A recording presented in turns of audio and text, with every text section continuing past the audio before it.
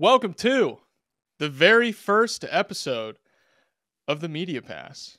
I am your host, Alex, with my other host, Mat Issa. The very first episode ever. This is not a name that I revived from a failed podcast that I tried like over a year ago. That I guessed it on. Right. Man, this feels good. It feels like we've been trying to get this going for a very long time, and now it's finally here.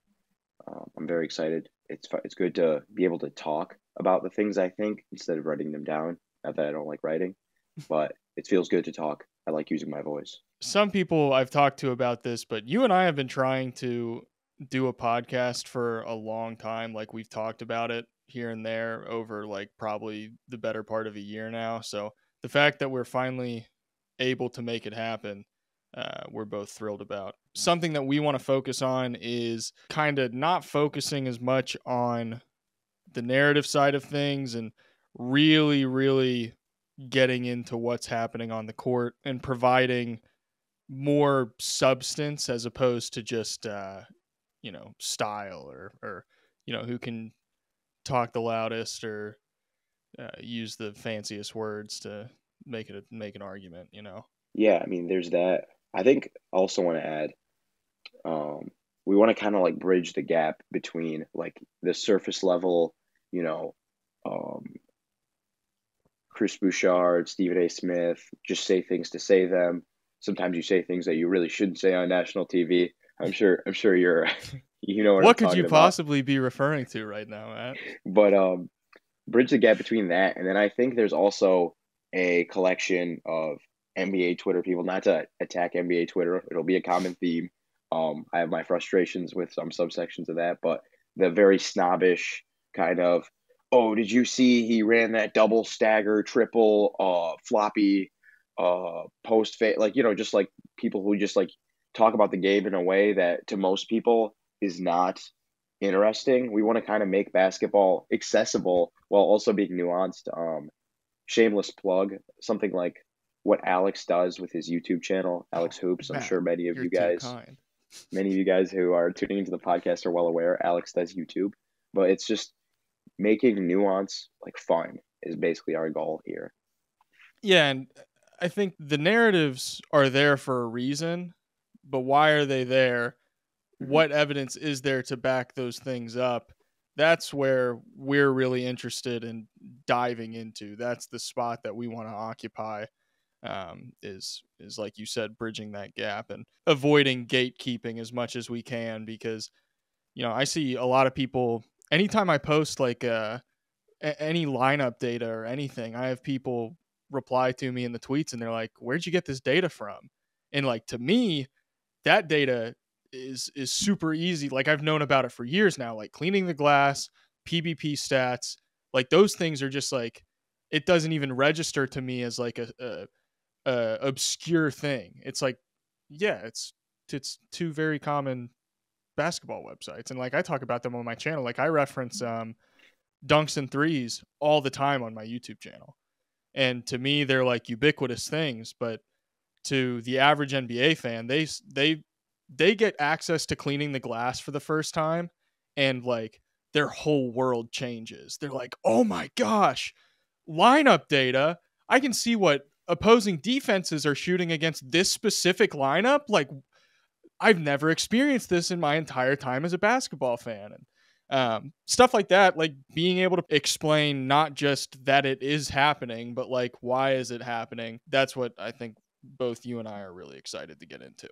Me and Alex are not just two guys who just happen to stumble into one basement and like, oh man, we would, dude, how much money we would make if we just recorded all of our conversations about basketball. Like that would be a gold mine, dude. Next Barstool. No, we've been working in the industry for, I think I'm about 2.5 years now in like the full-time realm. Alex, you're about, is it 3-ish, 3, 4 Honestly, years probably now? about 2.5, 3. Okay. Honestly, Okay. probably roughly the same amount as Yeah. you.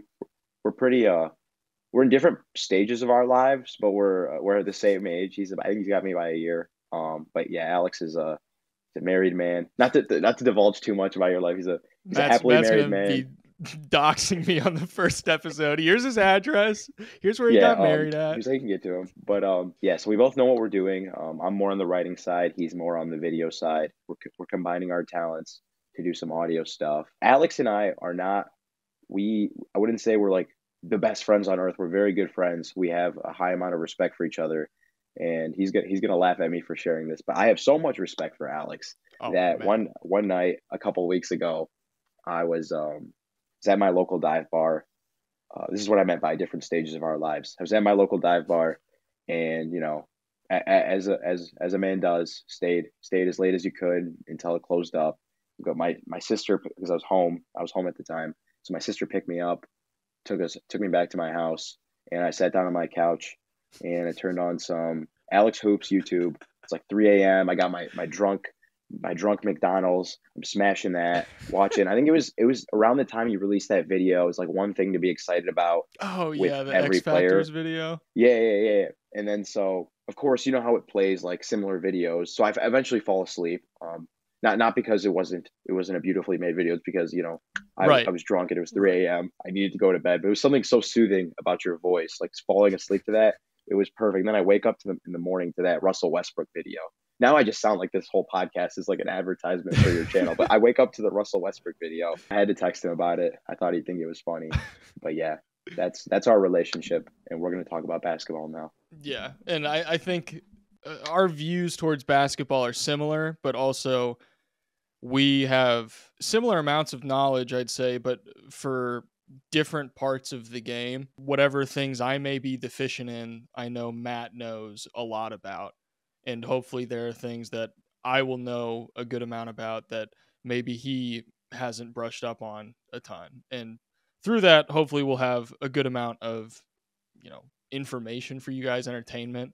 I don't want this to be like a NPR radio show where it's just like information the entire time. Hopefully we're like a little bit entertaining. I guess we'll start off with the big story of Victor Wembanyama kind of having, I would consider last night to be his like coming out party, welcome to the NBA kind of night where we got the full Victor Wembanyama experience, I'd say. I'm sure he's going to have better games probably sooner rather than later, but last night was the first time where we were like, okay, the team is getting him the ball and letting him make things happen, and he's making things happen.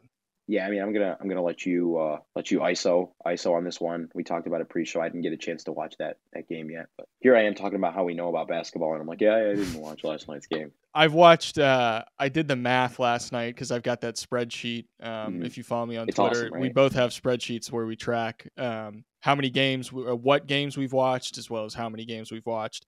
And I have a little calculation in the spreadsheet that calculates how many minutes of basketball, like just based on 12-minute quarters. And I've watched like I think 1,000 minutes of basketball so far. So I need to, touch grass, as they would say. But last night, I would say I'm glad that I did not go outside and touch grass because I got to see everything that Victor Wembanyama could do right now with what I would consider, no offense to the Spurs, I would consider this a pretty poorly constructed roster around him. Not necessarily to any fault of their own. It's not like, I'm giving a team that's only out of their rebuild because they got Victor Wembanyama. Like, I'm not going to be like, oh, they need to put a better team around him. It's like they're only in this position because they got the greatest prospect we've seen in the last 20 years. It's not necessarily their fault right now.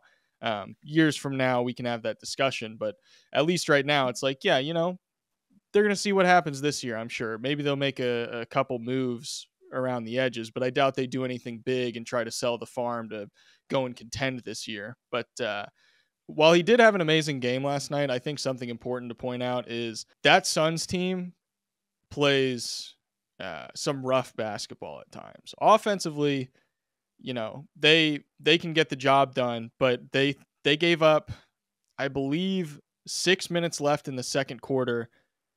The Spurs had 60 points, and I think they finished the first half with, I think like 71 points, and they ended up scoring like 141 on the night, something close to that. That definitely made it easy for Wemby to have a game like this where literally all he was doing was getting a mismatch on an Eric Gordon or a Devin Booker or a Jordan Goodwin.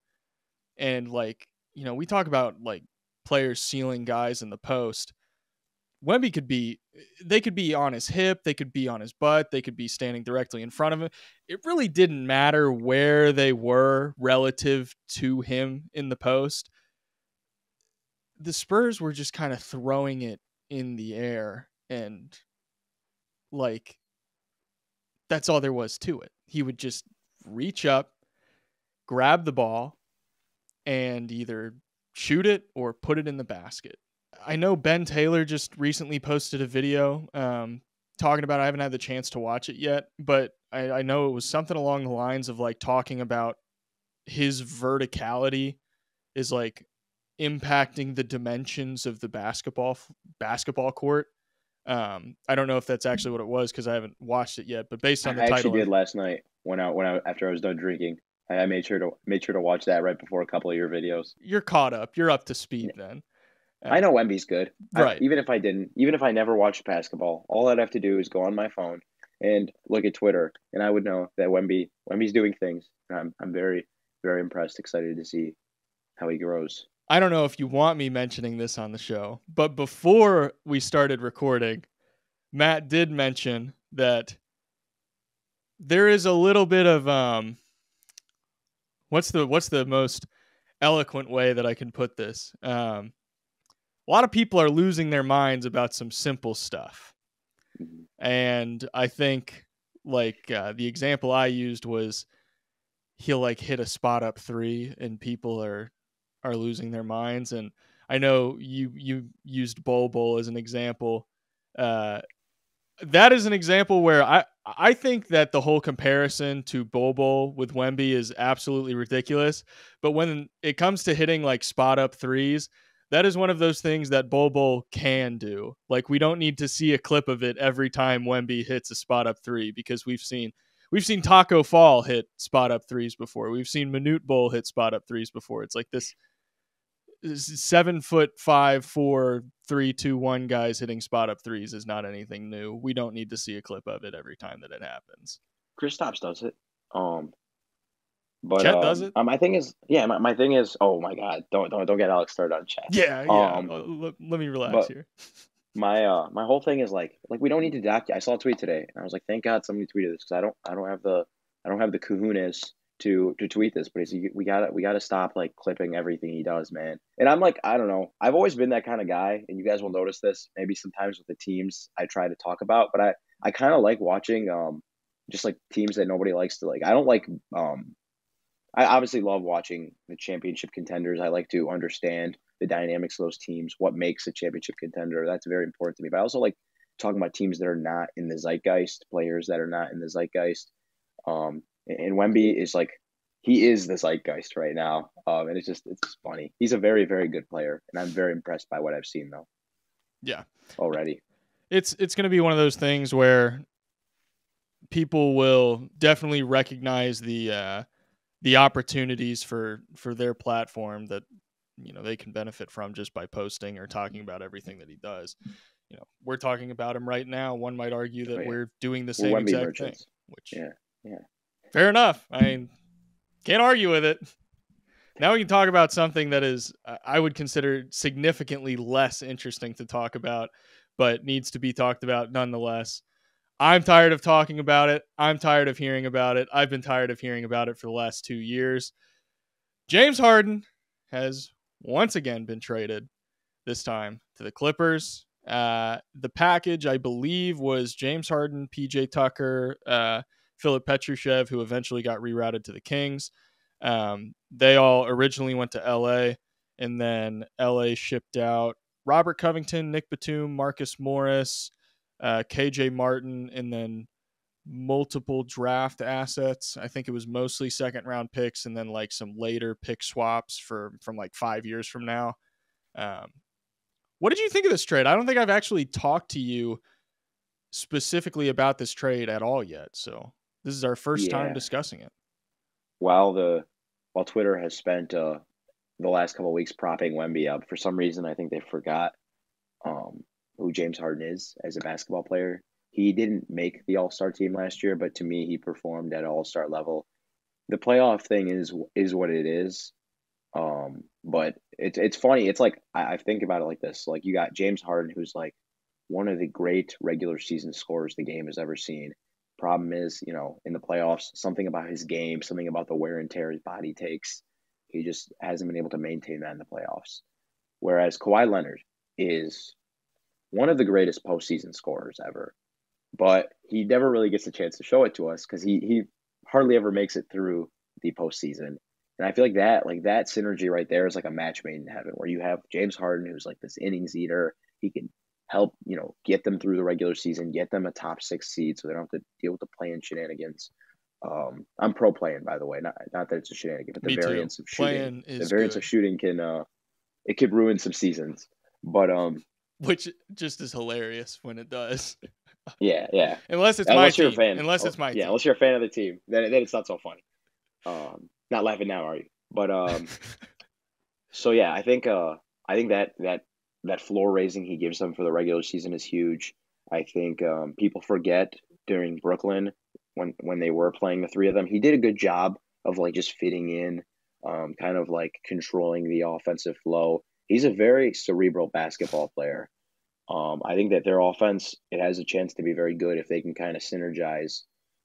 The the defense, as of right now, if they don't make any more moves, they could, but they've lost a lot of versatility on defense. I don't see a pathway towards them having that small ball lineup that worked so well for them in the playoffs in 2021. I don't see it right now. They might trade Norman Powell and get somebody who could play the small ball five. They might trade Terrence Mann and get somebody who can play the small ball five. So those could happen. I'm not ruling those out. So actually, that's an interesting question. Mm-hmm. If there were a small ball five for them to go out and get, do you have anyone off the top of your head? I mean, okay, probably. Do you think the Lakers have lowered on Jared Vanderbilt? Dude, I've been thinking about this a lot. I think if there were a player to be had, Jared Vanderbilt is towards the top of that list to me. I think they could get him too for honestly for Norman Powell, because the Lakers need shooting and they need spacing. And Norman Powell, for what it's worth, he can shoot the basketball. And then Vanderbilt, his postseason shortcomings are well documented now. I think we saw that last season. But the Clippers have a ton of spacing with Harden, Kawhi, George. If you play man out there alongside Vando, I mean that Russ is probably not going to be in that lineup because you don't want that with Russ and Vando. But I like that, and I think the Lakers, with getting Taurean Prince, with having Rui emerge, and then it's never really going to be a good fit with Anthony Davis on offense between him and Vando. I feel like they might be a little bit lower on him now. That's the vibe I've gotten. Yeah, I just don't know if they would do business with each other.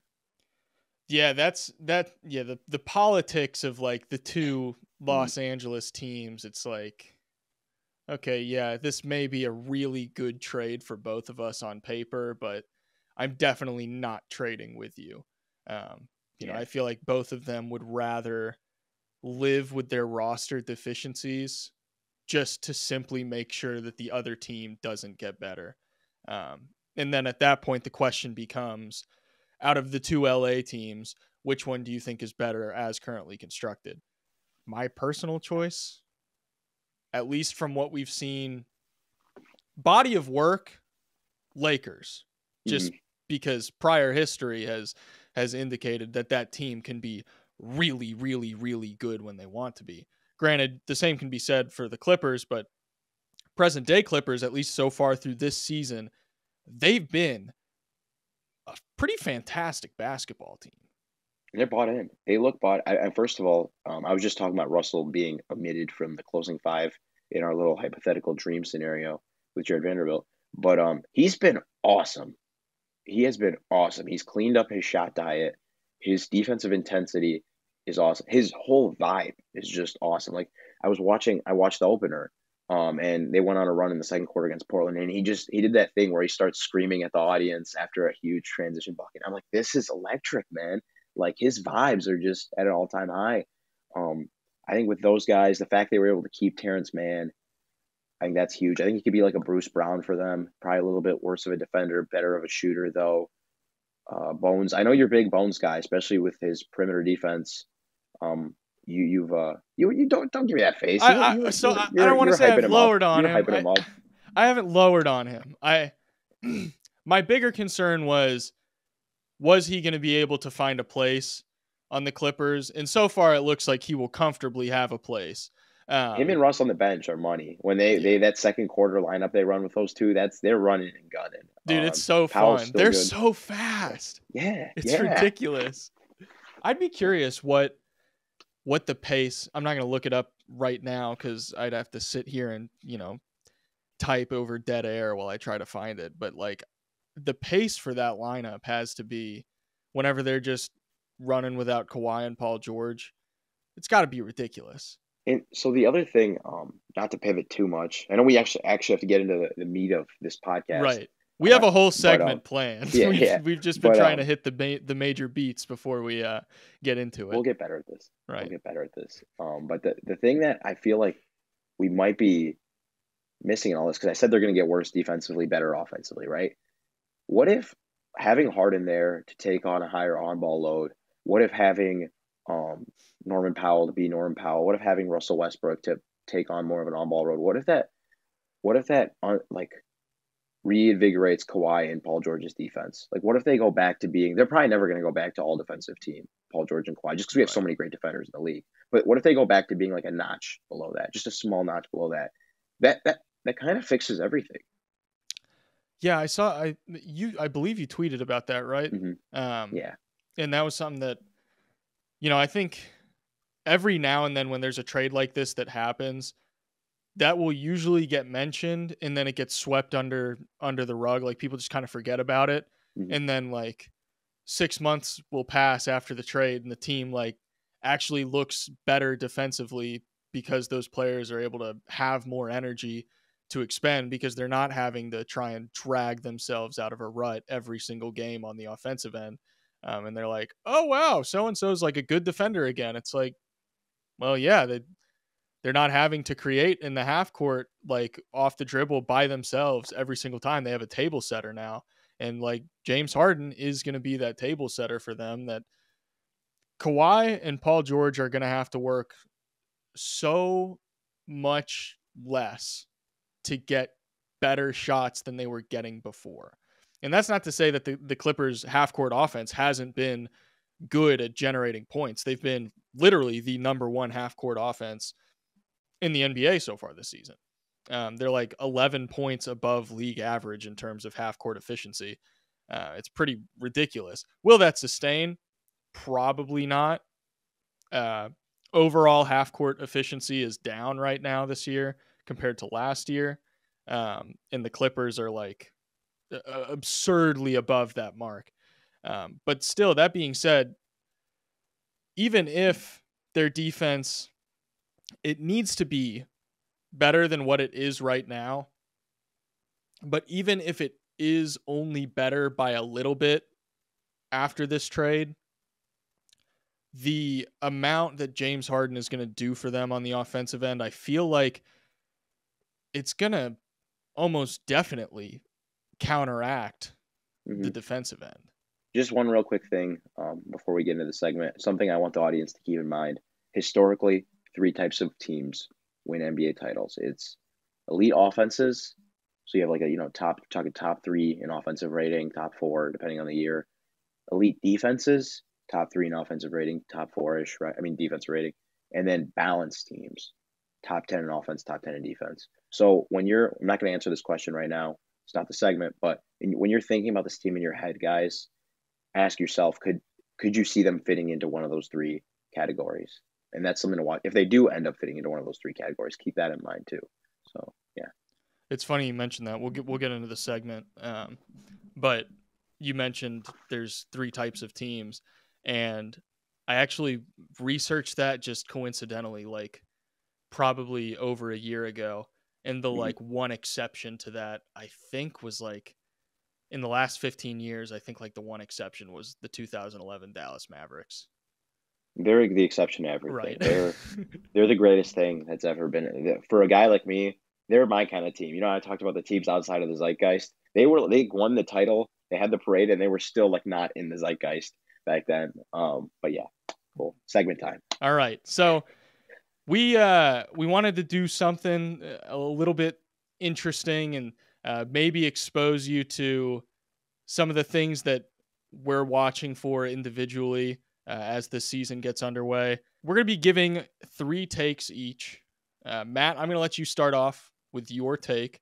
And these are just takes that we have based on the first, 2 weeks now of the season, week and a half, roughly. Yeah, However much time has passed. But 10 days. go ahead and kick it off. Yeah. So first take. Again, we don't have too much data on these things, so probably won't be citing too many stats here. But I'm worried about the Milwaukee Bucks. I'm very worried about the Milwaukee Bucks. I just started watching them this week. I watched them play the Hawks, and I watched them play the Raptors. And I know those are probably 2 of their worst games of the season, so maybe I'm a little skewed mentally there. But it's just like, so I'm thinking about some things. I'm like, the point of attack defense is rough. It is bad. Like I'm like I like you just it's such an adjustment on your eyes to go from watching like just other teams in the league, like watching the Bulls point attack defense and then the Bucks, and it's just like Damian Lillard's getting eviscerated on screens, Malik Beasley getting eviscerated, Jay Crowder, who used to be like a 3-and-D god, eviscerated. Your guy Chris Middleton, man, he's looking very very rough right now. I know. I understand it's part of the plan, but he's looking rough. So it's just like, and then on offense, I just have a lot of question marks with like, how they're spacing the floor right now. Like they're running a lot of Damian Lillard pick and roll with Lopez as the screener, and that just doesn't make any sense to me because why wouldn't you want Giannis? I know you don't want to throw that pitch too much now. I'm sure they're trying to kind of dose it, but like it just like the spacing gets all messed up because then Giannis is in the lane so they can load up on Lopez in the short roll. Um, but yeah, so it's just a lot of weird stuff going on. I understand that they're trying to incorporate new things, trying to figure out new things on defense, new things on offense, what works. But like even like overarching, I'm like, okay, if it all does work, I don't like their upside. Like, okay, so it's Dame and Giannis. If they're firing on all cylinders, we got 2 top 20 players in the league. No question. One of them is a top 3 player, right? I like that. But then after that, Lopez looks shaky to start the year. It looks like his age is finally starting to show. The rim protection has slipped. I know it's only been 5 games, but it's slipped. Um, at least from what I've seen. Chris Middleton, he looks slow. He looks very slow. He's always been slow, but he looks really slow. I know they're Right. trying to work him back in, but it's concerning that he's still being worked back in at this point. And then what's after that though? Beasley, he's done some nice things off the dribble this year, attacking closeouts. I liked it. But like his defense, like I said, you can't have that in the playoffs. He couldn't get playing time. But Beasley couldn't get playing time on the Lakers. Like he couldn't be like a 9th man on the Lakers. They want him to start. Right. So yeah, Beasley, Connington's like we know Connington, we know Pat Connaughton. By Portis, he looks like himself, which is okay, but he's a flawed playoff player. Right. As much as I love him, And his skill set overall is more limited, not even just in a postseason set. Like statistically speaking, he can produce, but the mhm. context in which he produces are relatively limited. Yeah, exactly. So yeah, he's like a very singular dimensional player, whatever. Campaign is an innings eater in the regular season, but I don't see him being anything more than that. I like some of the stuff I'm seeing from Beauchamp and Andre Jackson, but like at best this year, they're going to be, those kind of Jared Vanderbilt light, like one way defensive specialist wing forwards, and we've already seen what happens to those in the playoffs. They already have a spacing problem as it is. So I don't see like where's the and they can't get better. I don't see how they would get better. They don't have any assets left. So I'm just like, even if they figure it all out, and your core 4 looks good, what is there outside of the core 4? So I'm just like, And I'm not saying they're not going to be like a team that wins 50 games and wins a playoff series, but like I really don't. I honestly think right now that the Clippers have a better chance of winning the NBA title than the Milwaukee Bucks. I comfortably, wholeheartedly agree with that statement. Okay, okay, good. I'm glad. But I don't, that's I where I'm don't at with the think, Bucks I don't right think now. that's a hot take based on what we've seen so far in the trade that just happened. I don't think many people would disagree with you. That's good. That's good to hear. I mean, I don't know. I could be very wrong. I've been wrong many times. I will be wrong on this show many times. I'll have to eat my words many times. But I'm just worried about the Bucks. That's all I'm saying. I think everything you said is entirely fair, and I think it's all stuff that Bucks fans, at least the ones that I've seen that are kind of being more realistic about their shortcomings so far, I think most of them would agree with that. Um, One of the ways that I've kind of looked at their poor defense and some of the deficiencies that we've seen from Giannis and Lopez on the defensive end is I feel like last year the big thing with Drew is if you look at their defense as this funnel, like this drop coverage funnel, because that's really like that's how they operated for the most part. Obviously, occasionally Lopez is going to get switched out to the perimeter, and then you live with whatever happens after that. You just have to deal with it. But if you think of their defense as this funnel, Drew Holiday was the kind of edges of that funnel that made everything flow down. And the way I always describe Giannis and Lopez is regardless of the scheme that you're running, they're very, very good cleanup guys down low. Like whatever mistakes happen elsewhere, whoever closes out too hard and allows just a complete blow by, Giannis and Lopez are usually going to be there to clean up whatever happens along the way. And I think that's really where they thrive a ton. And from what I've seen from the Bucks so far is where last year those cleanup opportunities happened so much later in the development of any given possession, they're now happening so much earlier. And Giannis and Lopez are, if you picture a half court right now, where Giannis and Lopez are having to clean up problems that are happening higher up in the half court, that backline defense is just non existent. Who's rotating over? Is it Malik Beasley? Is it Jay Crowder? Is it Pat Connaughton? It's like the guys that are there and available because Giannis and Brook have to try and clean things up so much earlier in a possession. Typically, they're pulled up higher than they would have been last year with Drew there because Drew's able to just suffocate that space in between the paint and the 3-point line.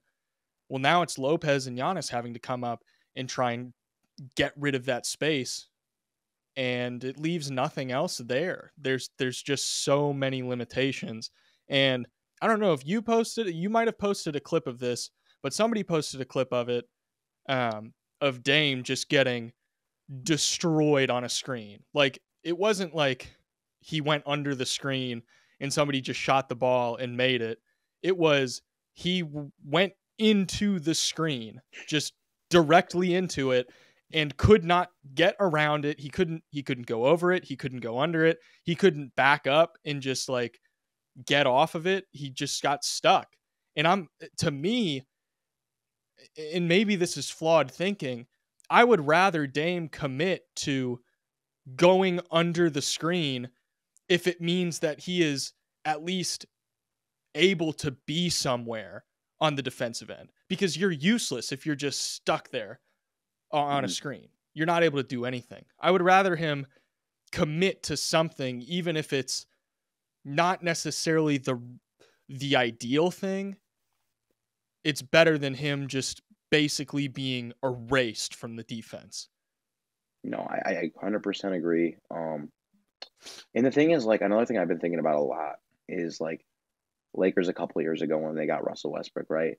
And we saw like what could happen even if you have two top 20 players like LeBron and Anthony Davis were when they missed out on the playoffs 2 years ago or a year ago or whatever.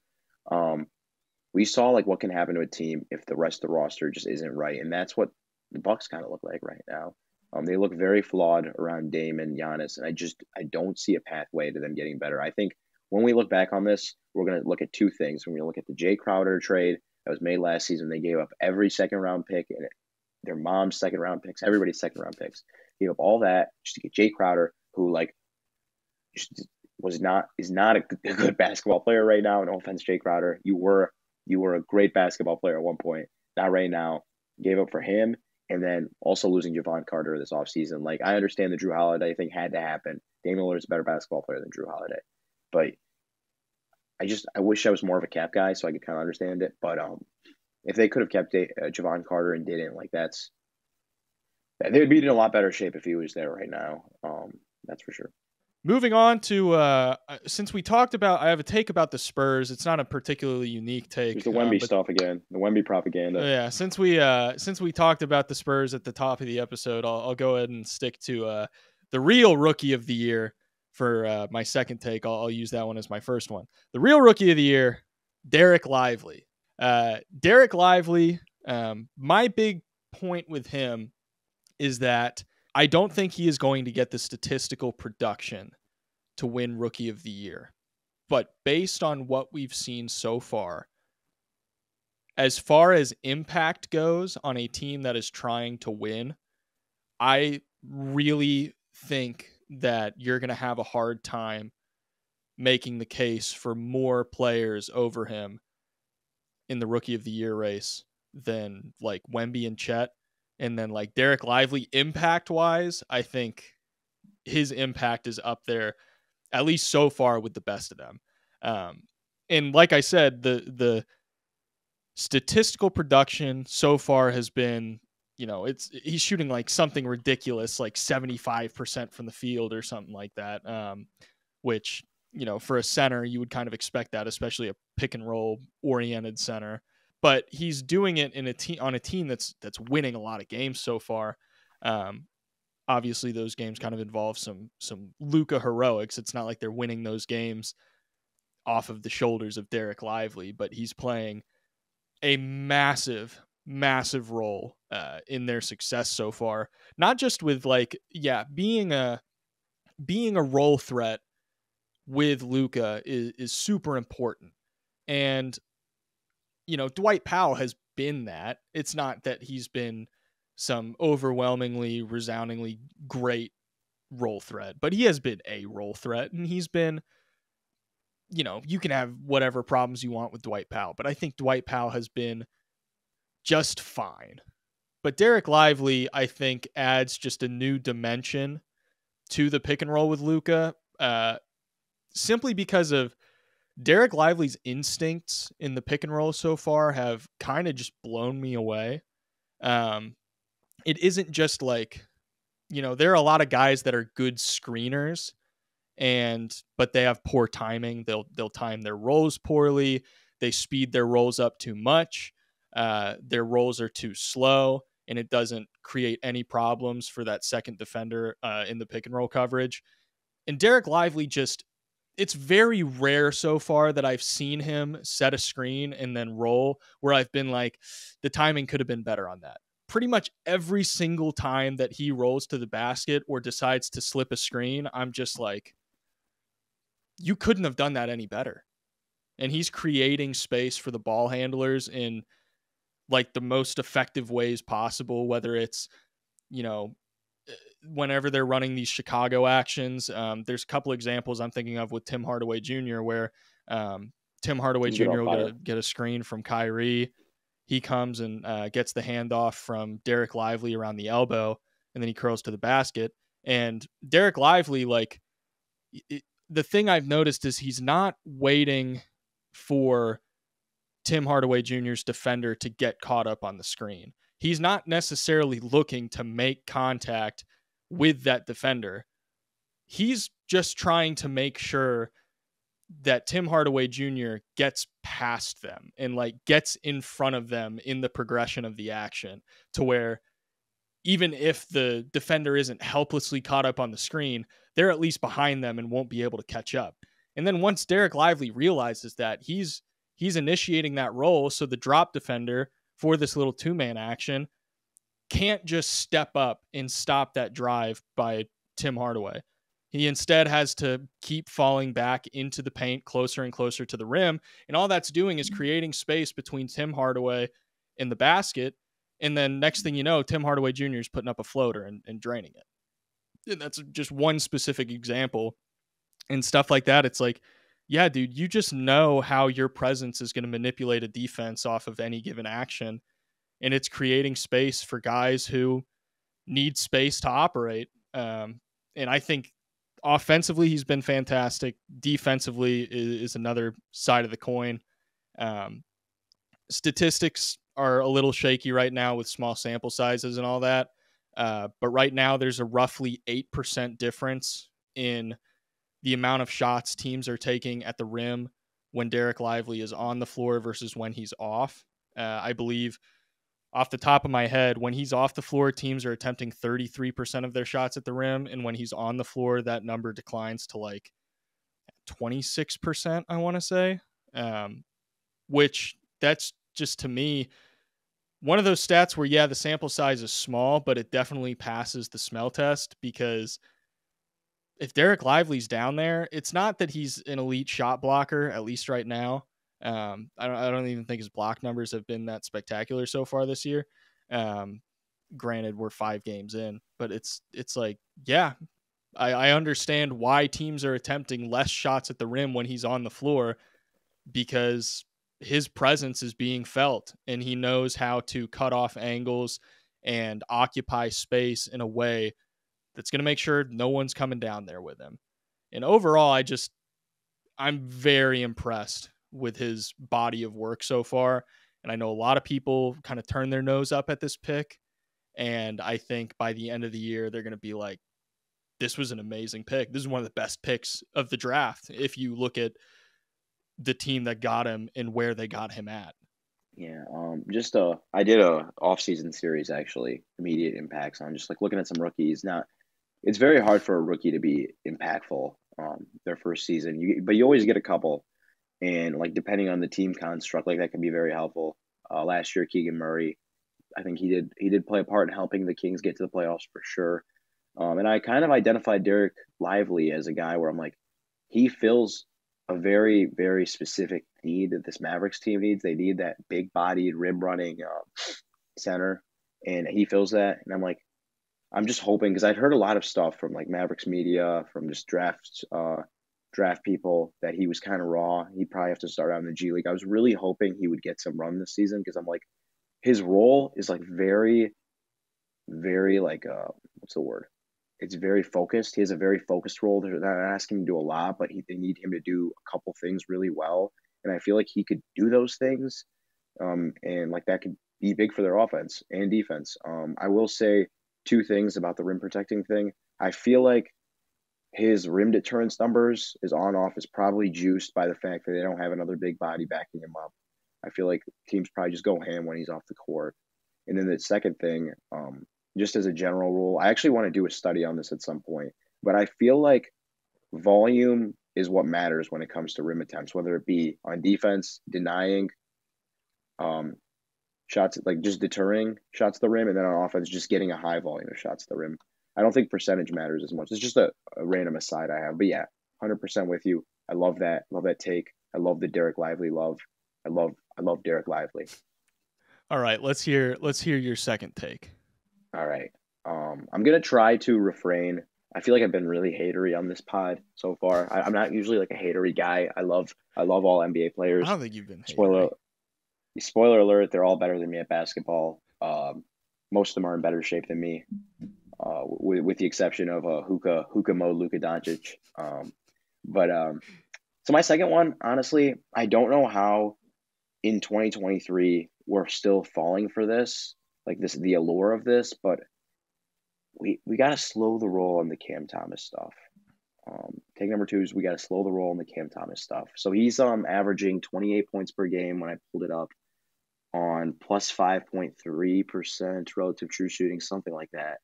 So it's really good. Really good. I think that he fills a very specific need on this current iteration of the Nets, where they have a lot of defensive infrastructure and very little on-ball creation. And so like he can kind of be like that volume scorer to buoy the offense a little bit. So I think he has value. But like for people, I keep seeing people on Twitter, and it's just like, man, how could Cam Thomas not be getting these opportunities? Like, what does this guy have to do? And I'm just like, I'm always going to.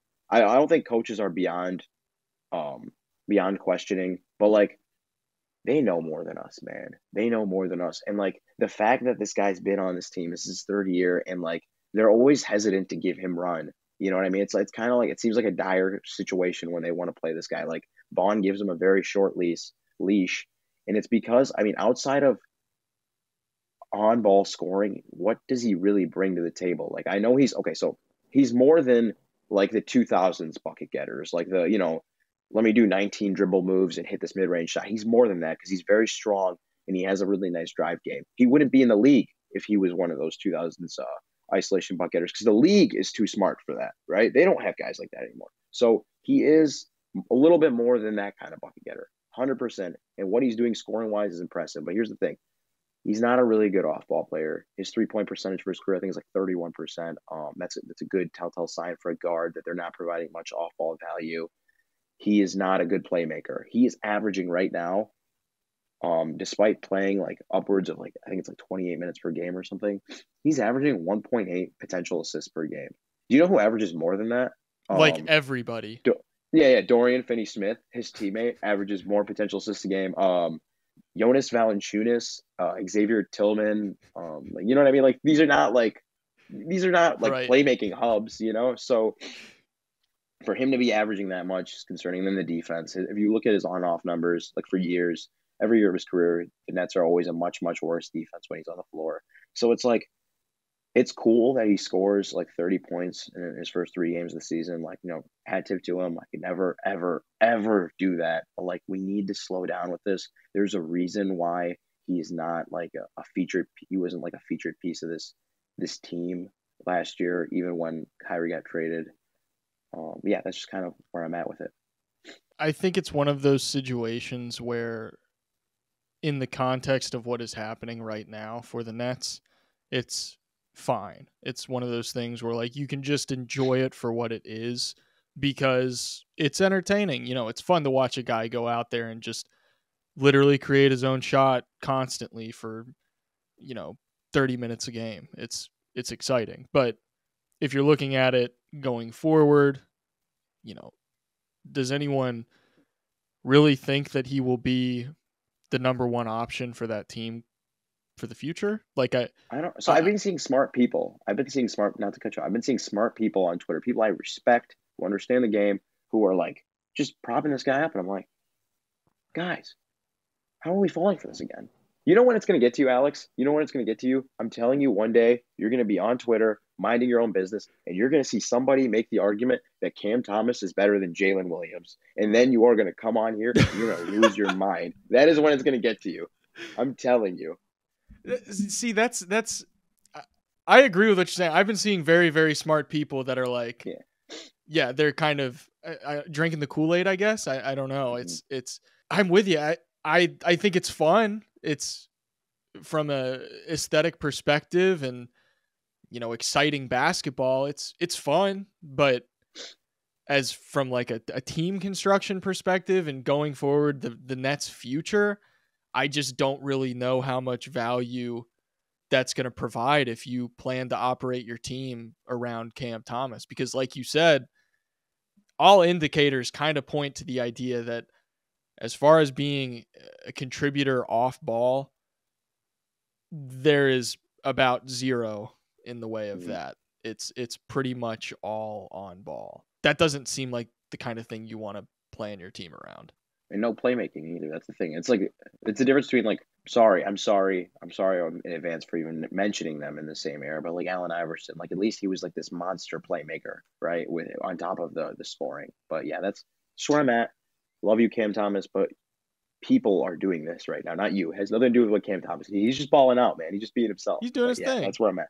Yeah. If we want to pivot the discussion to point guards that can pass the ball, we can go to my first take about the San Antonio Spurs definitely having a point guard question to answer. And I think it's important to enter this discussion not just from like a Victor Wembanyama perspective. Obviously, that is part of the equation, but it's not the only thing. Victor Wembanyama is not going to play 48 minutes a night. There's going to be other minutes where there's going to have to be other guys making contributions. There's going to have to be someone facilitating the offense where there are other goals that aren't just getting the ball to Wemby in the post. And the whole Jeremy Sohan as the point guard thing, as far as I've seen so far, that doesn't seem like it's going to be something that is fruitful in its experimentation. I think conclusion's ultimately going to be no, you can't play point guard. And it's not that Jeremy Sohan is a bad player. I don't think he is. I think he's a very good player, but I equated it to the whole square peg in a round hole thing. You're just asking a player to do something that they're not able to do. It's like if you asked Zubats to go out there and, space the floor and break guys down off the dribble. It's like, why? Where did that come from? Who gave you that idea? Like, this is a little weird. And I just think that if you are comparing the two options for point guard for this team, one being Jeremy Sohan, one being Tre Jones, I think, to me, Tre Jones is just clearly more naturally capable of running the point for this team and being the offensive facilitator. Because if you compare the two and you watch possessions where Sohan's bringing the ball up the floor and he's trying to develop a possession, he is not particularly fast. I wouldn't say he's slow, but with the ball in his hands, he doesn't play with pace well. Yeah, he doesn't have that burst that's necessary to make the defense kind of get on their toes and start having to second guess things and make quick decisions. He typically ends up giving the defense a decent amount of time to prepare, and he telegraphs things quite a bit. Whereas Tre Jones has a pretty quick first step with the ball in his hands. He can, in the pick and roll, get past his first defender, give them very little time to recover, and force the second line of defense to have to either send help or collapse in on him. And when that happens, he's able to make the right passes. And there's another difference from when I've watched Jeremy Sohan is when he will get down, and even if he does collapse the defense, he is not necessarily quick with making reads to the perimeter wherever the open man now is as a result of that help coming down onto him. And especially on a team like this where like you don't have a ton of personnel to get really cute with the things that you're doing on the floor. You're kind of just working with what you have. And they seem to have kind of a philosophy of like, if we're not getting the ball to Wemby, we need to just create open looks and do a lot of driving and kicking. To me, Tre Jones is a way more natural fit for that. No, I 100% agree. First of all, this is I'm gonna throw this stray just because I want to. I'm feeling it, just to give people an idea of what I'm talking about. Tre Jones is better than Cam Thomas. Just saying. But no, I agree with you. First of all, is it just me or did Tre Jones get taller? He looks kind of taller this year. I thought that too. At least he looks bigger. Even if he's not taller, He just looks bigger. No, he looks more physically imposing. Maybe we're just Tyus Jones pilled because we watch Tyus so much and we just think that they're built the exact same. But yeah, so I agree with you. I'm kind of worried about Sohan's development in San Antonio. Honestly, I feel like I was really impressed with his rookie season. I thought he had one of the higher floors of the rookies just because of how good of a connector passer he already was, how good he was on defense, how good of a rebounder he was, how high his motor was. I thought he had a baseline of being just a nice top 8 guy on a playoff rotation. I'm worried that because of their hesitation to allow Wemby to guard fives, which I actually like. I think it's better to play him in that kind of spy Jaren Jackson role on defense. But I think that is, and have the fact that Sohan's going to come off the bench if and when Tre comes to start lineup, I feel like that's going to stunt his development a little bit.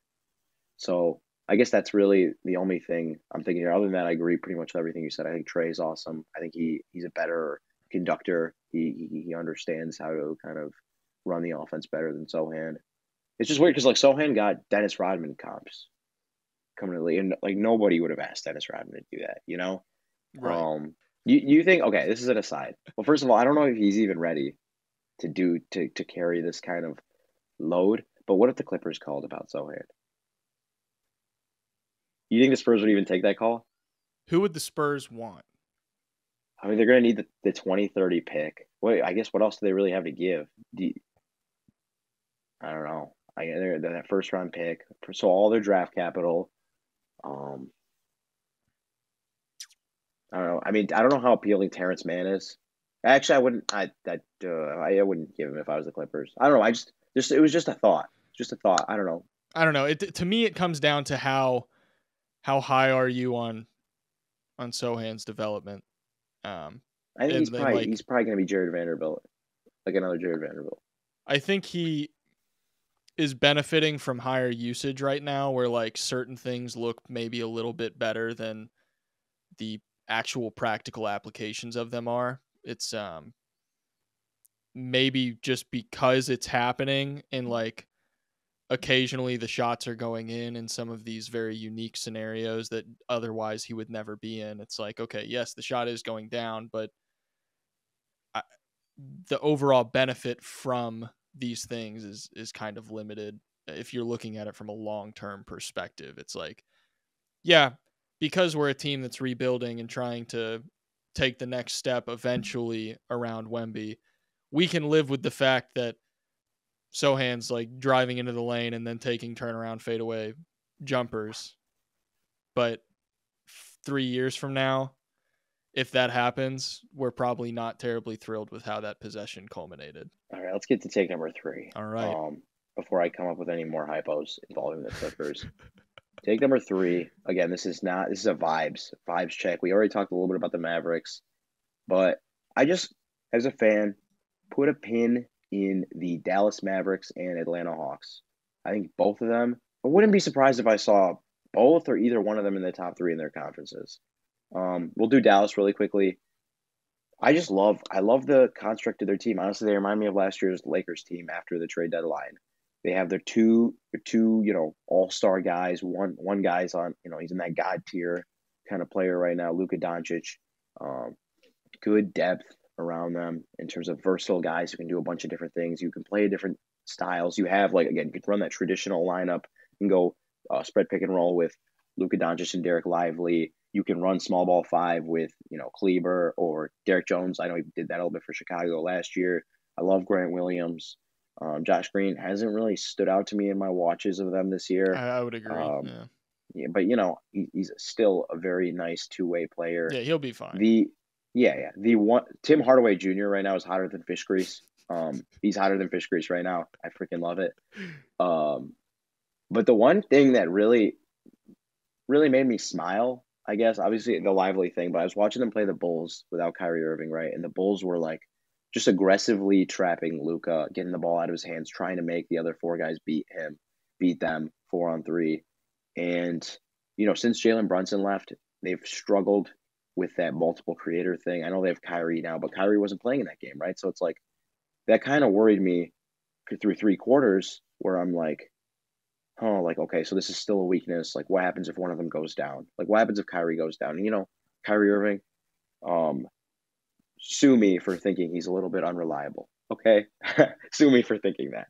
But then in the 4th quarter, they had Jaden Hardy in there with Luka, and Jaden Hardy was tearing up 4-on-3 situations. And I'm like, okay, he wasn't just an empty calorie rookie. Like, this guy can play. He can put the ball on the floor. He can facilitate. He can be a secondary creator. And just like having Kyrie Irving, so having those 3 creators you can trust, right? And then having all that depth and shooting. I like this Mavericks team. And you don't want to play Luka Doncic in a playoff series. You don't. He will grind you out, like grind you to dust. You know what I mean? So as long, I think there's a couple stipulations. I think they need Kleber to stay healthy. I think he's just such a skeleton key for them on defense. I think Kyrie and Luka obviously have to stay healthy, but I really like this Mavericks team. I've been bullish on them all off season, but the team I haven't been bullish on all off season that I'm really starting to be impressed by is the Atlanta Hawks. Man, they Quinn Snyder's got them playing faster. They got off John Collins, which I think is a plus because now that gives more minutes to Jalen Johnson, who's really impressive. They have a lot. Sadiq Bey is averaging a 50, 40, 90 off the bench. Bogey, dude. Bogey, He's low so key freaking passing good. leap. He's having a passing leap, man. I'm telling you, he was doing some manipulation stuff. Maybe he's always had this in his back, and I just haven't been paying that much attention to him. But some look away passes. They were just like, man, he's actually got better. You got him. They haven't even really been playing AJ Griffin yet, and I still think he's pretty good. I know you like you some AJ Griffin. Mm-hmm. I really that's another team where I'm like really like okay with the Bucks kind of flailing and me not being as high on them. Obviously Boston's Boston. I think Cleveland looks pretty good. But I kind of like man maybe Atlanta could be the third team in the East. Like I really like them. And they haven't even the thing is they haven't even done like all the things I want them to do yet. They haven't played AJ Griffin more. They haven't traded away Clint Capella to try to get more space and kind of given the defense over to Onyeka Okongwu. I haven't seen them play like a small ball Jalen Johnson lineup yet. Like they still have other gears they can hit. So yeah, I'm really excited about both those teams this year.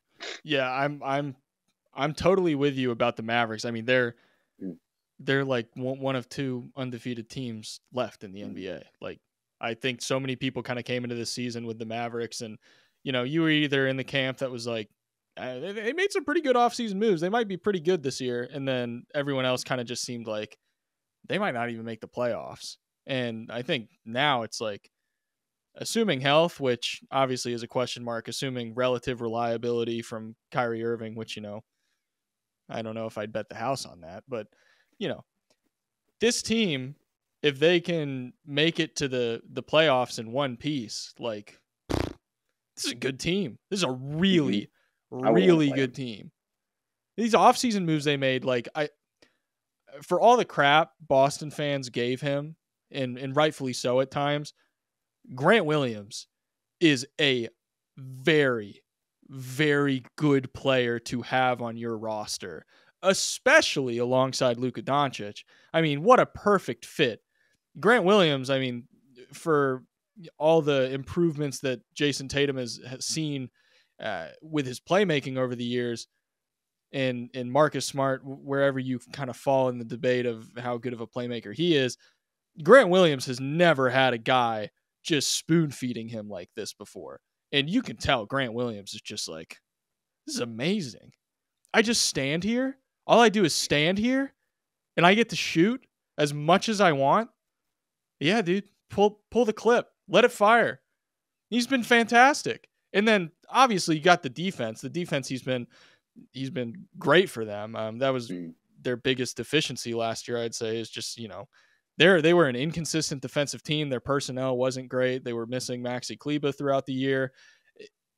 So many deficiencies that you can point to. And then now the offseason comes around. They get a strong defensive rookie with Derek Lively. They get a strong defensive wing in Grant Williams. They get a guy who has looked, honestly, way better than I thought he would look, Derek Jones Jr. You weren't watching enough Bulls games last year, man. You would have been on that. I love me some Derek Jones Jr. But no, I agree. I want to say this. I think tonight we're recording this on Friday morning, so tonight's game against Denver. I hope everybody's playing because I think that'll be a big indicator of where they stand. I would love to see them go Grant Williams on Jokic and then have Derek Lively guard Aaron Gordon and kind of sag off. Mm. Um, I would like to. I'm very fast. I won't be able to watch it tonight. I'll be at the dive bar, but and tomorrow morning I'm popping that baby open. I'm gonna be indulging in that. But I think that's gonna be just seeing how they stack up against Denver. I mean, it's Denver, but like I just kind of want to see how they fare against them. For sure. I think we're going to learn a lot about both of those teams tonight because Mm. the Nuggets have kind of been touted as this unstoppable force, unless we're talking about the team in my third take, the Minnesota Timberwolves.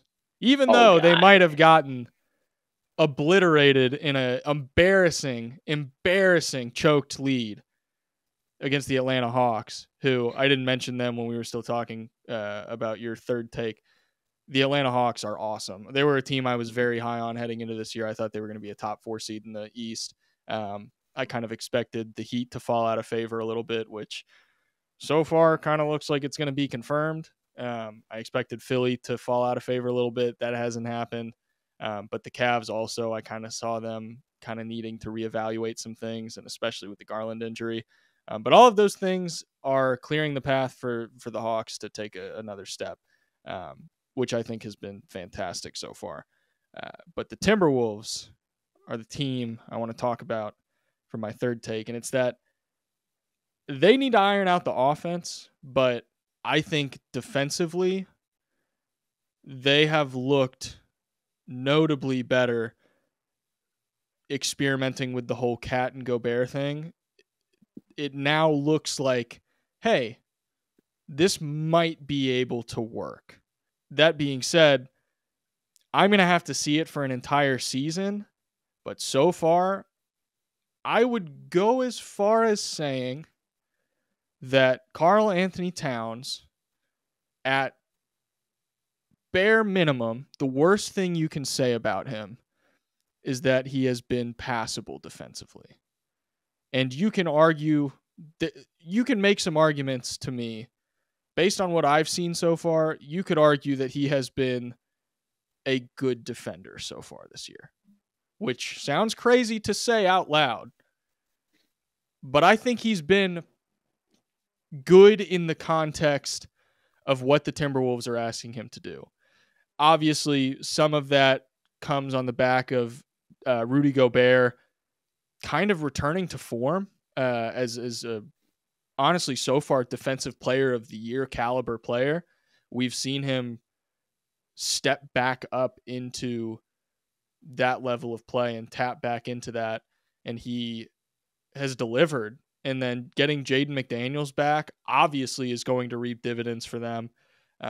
Something that's really interesting is that we've really only seen Mike Conley, Anthony Edwards, Jaden McDaniels, Karl Anthony Towns, and Rudy Gobert play together on the floor for 64 possessions so far, which is a super small sample size. In those limited number of possessions, there has been a lot to love and a lot to be like, they still got to figure some things out. The best thing about it is, even for all the deficiencies that lineup has had together, nothing about it is unsustainable. So, like, it's not like they're just, torching or getting lucky and teams are just having horribly bad shooting luck against that particular lineup. It's like, no, it makes sense why their metrics together so far have been what they have been. It's like they are a competent, very good lineup that looks like they work relatively well together and they know what they're supposed to be doing. And each player seems to understand what their responsibilities are. They still need to understand, know when to hold them, know when to fold them. And instead of banging your head against the wall, change things up. Chris Finch, get that guy out of there. He's missed 5 straight threes. Like, what are you doing? Naz Reid has been a revelation for them so far. He's finally getting that increased role. Nickeil Alexander-Walker, if you follow me on Twitter last year, you know that I wouldn't say I was a hater, but I would say I was in the camp that was very low on his ability to contribute to winning basketball. This year, I'm eating my words. He's been very good. I'm higher on the Timberwolves, not because they've exceeded my expectations, but simply because they have met my expectations so far. Like, they're still having hiccups, but the things that were supposed to look good have for the most part looked good. The things that I expected to be areas of growing pains have been areas of growing pains. And I'm like, okay, yeah, this team is going to be a good team. And they're 500 right now? They played 4 games. They're 2-2. I'm not going to, if we're 40 games down the line and they're still a 500 basketball team, then we can start raising some eyebrows. But right now, they've been what I mostly expected them to be, and the upside for continued improvement is very clear. So I have something I need to admit, and you have something you need to admit to the audience. My admission, there are I think 5 teams left that I've yet to catch a full game of. Your Minnesota Timberwolves are one of them. Now, Alex, can you please admit to the audience just so they know for the rest of our time together? Can you tell them about your allegiances? We should both admit I have some things our I need to admit. areas of possible bias. Obviously, if you're watching on video, you can see behind me I have a Oklahoma City Thunder Russell Westbrook jersey. They are my number one team. I will say that I bleed OKC blue. They are by far my number one team. If anyone asks me, Alex, who's your favorite team? I'm never going to say any other team. It will always be the OKC Thunder. That being said, the Minnesota Timberwolves are probably my second favorite team. I wouldn't say probably. They are my second favorite team. So I might have a little bit of bias. Maybe I will put more stock in the things that are good rather than the things that are bad. Maybe I've got a good amount of cope to get past the blown lead to the Hawks that was nothing short of just embarrassing basketball. On record, Thunder, Timberwolves, might be a little bit of cope every now and then. Okay, so for me, it's and I have a couple questions about the Timberwolves, but I just want to get this on record. Like I said, I have some self-hatred when it comes to my basketball consumption because I like mediocre basketball or players that can't stay healthy. So I love the Chicago Bulls, this version of them. I love this team. I like pray to God every night, like when people talk about like Zach LaVine potentially getting traded. I like pray to God they just keep this core together and just keep being like the most just hateable 40-win team ever. So I do love them. I'm actually a big Kawhi Leonard fan. I probably should have said that before I went on my little soliloquy about him being one of the great postseason scorers. I also have a soft spot for Jimmy Butler and Jordan Poole. The Poole's looked rough, by the way, to start the season. I don't want to talk about it, but he's looked really bad, really disengaged. But so back to the Timberwolves. Now that the biases are squared away, you can hate me for anything I have to say. Hate Alex. How has Ant looked so far? Do you think is he taking the leap that he was advertised to take? So I think he's clearly taken a leap. The dramaticness of that leap prior to the season that was kind of projected onto him, I think maybe was a little ambitious. But so far it's less. It's not anything we have. To me, it's not anything we haven't seen before. I just think he's doing more of everything that we have seen at the same time. Like his rookie year or his second year, he was like insanely good at just 3-point shot creation, even if the shot wasn't really going in. And then like after that, it was kind of like, well, the shot creation is not really there, but the efficiency's getting better. He's being better at spot up shooting, but like as an isolation perimeter threat, not really as great as he used to be. So it's like throughout his career so far, I'm sure if you plotted it on a chart, a bunch of different metrics, you'd see just things just swapping places where like something gets better, something gets worse. Like there's always been a trade-off. And this year so far kind of feels like there is going to be an equilibrium where he's not having to sacrifice one thing for another. He's not going to have to sacrifice this thing to be good at that. Now it's more like we're reaching sustainable levels of the full package. And it was weird last year, especially we know Anthony Edwards early on in his career was this tremendous dunker and he was going at everybody. And then like recently, like last year especially, it was like Ant doesn't really dunk on people anymore. Like that's weird. Is something wrong? Is he hurt? What's going on with that? And I know he has dealt with knee injuries, and that's going to be a general byproduct of a guy of that athleticism and that frame. So it's understandable. This year, his athleticism seems more tailored, less to just like, I'm going at everybody. And now it's like very functional and like, I'm using this in a way that like has intention and purpose. And it's not just for the sake of like flying through the air, trying to get to the rim. And that's where some of the areas of improvement have shown through for me. Granted, I think he still plays with a little bit less maturity than you would like. Sometimes he'll just drive to the rim without any plan and like get there and be like, well, I guess I have to shoot because I'm here now. Like I got to put a shot up. And obviously it doesn't go in, occasionally it might, but not on an efficiency level that you'd be pleased with. It's just like, okay, come on, let's polish this up. So I don't think he's this polished player that some people kind of expected him to be, but things are evening out. And now it's like, okay, you're young, more experience. You're going to clean things up and kind of develop this maturity to your game. Okay, so a couple things off of that. The one thing I was very interested in, because every year of his career, he's gotten better as the season's progressed, right? Every single year. I thought this year he would kind of just be who he was, like right out of the gate, because he played the FIBA basketball. And I feel like that would kind of like, have him ready to go to start the season.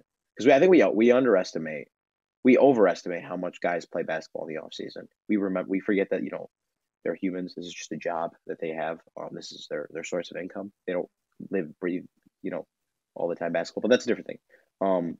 So I was gonna ask you, like right now, do you still have him like in that all-star level? Do you think he's all NBA level now? Like where are you thinking? Right now, I would not have him all NBA. Okay. Part of that is there's just guys who are better. So far through this, obviously small amount of games, but so far they're just simply guys who have been better. And also, I mean, if you look at what is required to be an all NBA caliber player, there are obviously exceptions over the past half decade or so, even Julius Randle. Right. That's literally who I was thinking of. No offense, Julius Randle. I'm sorry. I love you, Julius Randle. That's Great literally guy. Who was going through my head. Yeah. But Anthony Edwards there's got to be more to him, I feel like. I don't want to say he's one-dimensional, but there's not the big thing everyone was talking about in FIBA was like they'd see him run a pick and roll and they're like, oh, the playmaking leap is here.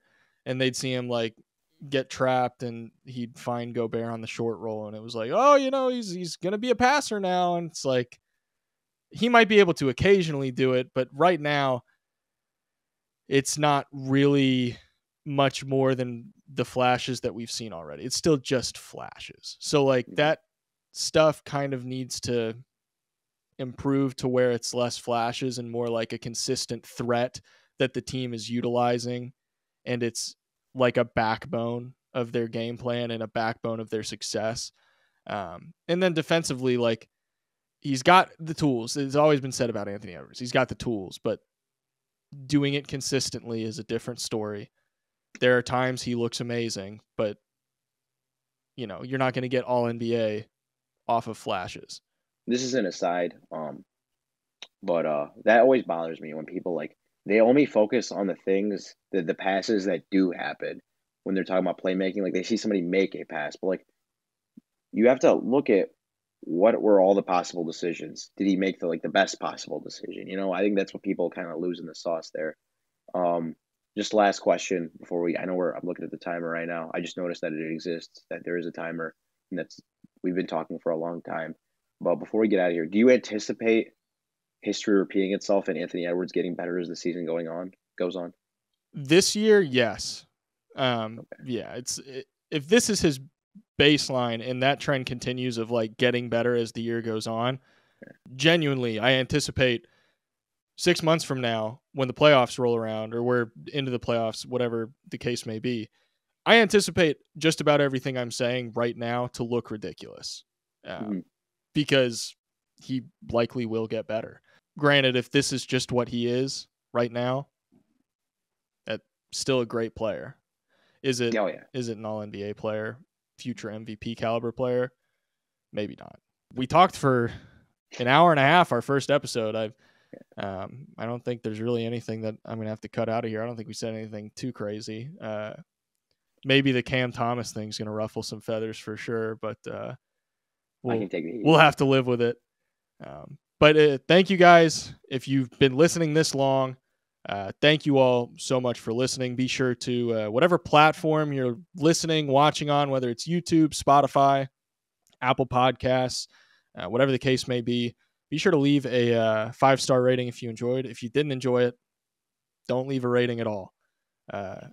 Only leave a rating if you're going to leave a positive one.